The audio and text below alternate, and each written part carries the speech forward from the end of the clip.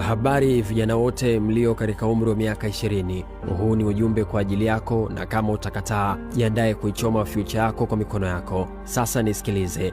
Wanawake sio marafiki zako, na ngono katika umri wako ni adui nambari 1. Na kama ukishindwa kumzuia farasi wako aliye ndani ya zipu, jiandae kuizika future yako. Kama utaanza kuwawinda wanawake katika umri huu badala ya kujenga maisha yako, tambua utakuwa umeangamiza mwenyewe na tayari utakuwa umepotea. Haupendwi kama unavyofikiria, wala sio muhimu kwa mwanamke yote ule zaidi ya mama yako. Kamwe, narudia tena, kamwe usijaribu kuwekeza kwa wanawake kwenye kipindi hiki. Kwenye umri wa miaka 20 na kuendelea, kuwekeza kwa wanawake unajitengenezea kifo na uzee mbaya wa majuto. Ndio kwanza hauna maisha. Huo umri wa kujitafuta, ulivyo mpuuzi unafikiria unaweza kuishi na mwanamke, ni ujinga. Toa hizo hisia.